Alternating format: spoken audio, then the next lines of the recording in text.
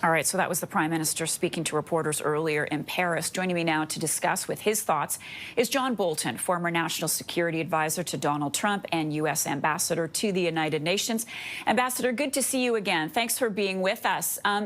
There's a lot of fear, condemnation, criticism, concern about what happened over the weekend. Do you think President Trump made the right decision? Well, I think the right decision is to eliminate the Maduro regime in Venezuela and turn government of Venezuela back over to its people. That was our position in 2018 and 2019 after Maduro stole the 2018 election and was not the legitimate president. 6 years later, he stole the 2024 presidential election. He's not the legitimate president. And he and his entire regime are illegitimate. So what Trump did on Saturday was take part of that regime, Maduro, obviously, and his wife, and remove them from Venezuela. But he has not accomplished regime change. That may not be his objective, but he has left the rest of the regime in place.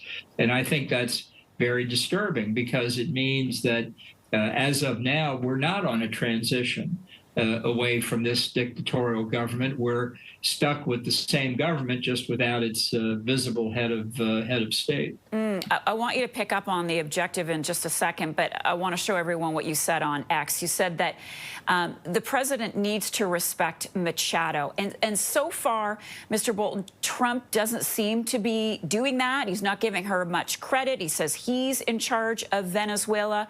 What are the risks here for both the United States and Venezuela? Well, there are two principal risks. The first is the legitimacy of the U.S. action over the weekend in capturing Maduro and removing him from Venezuela rests on the consent, the approval of Edmundo Gonzalez and Maria Corina Machado, who are in effect the legitimate government of Venezuela. They had the election stolen from them. So when Trump dismisses Machado and the opposition generally, he's undercutting the foundation that provides legitimacy for the U.S. action. Because if the opposition is not viable, if they're not to be depended upon, if for whatever reason they're not competent, it undercuts the very logic that justifies what the U.S. did. That is the first and most obvious point. But the second is that the people of Venezuela who voted overwhelmingly for Edmundo Gonzalez, the surrogate for Machado, who was not allowed to run on her own, are now asking themselves, well, if the United States doesn't have faith in Machado and implicitly the rest of the opposition, why should we?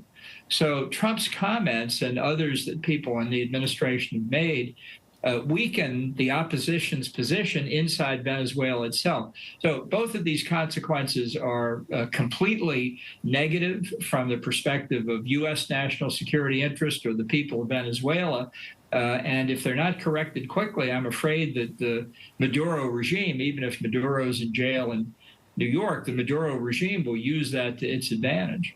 Why do you think Trump made the decision to go in on Saturday? You mentioned his objective. Is it about oil, as many think it is? Well, I think it's all a big mush inside Trump's brain. Sometimes it's narcotics trafficking, sometimes it's illegal immigration, sometimes it's terrorism, sometimes it's oil, sometimes it's just Donald Trump wanting to get attention.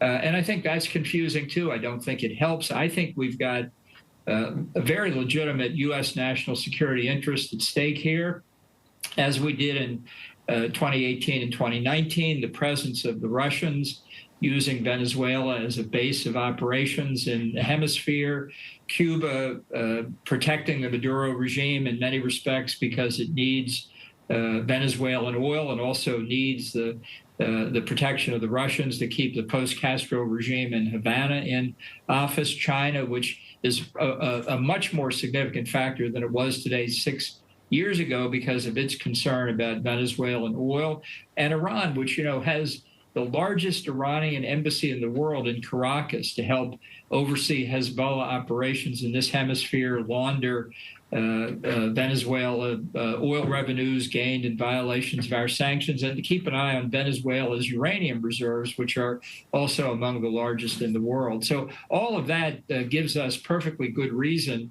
to take the steps that we did, but I'm not sure how much they really played into Trump's decision.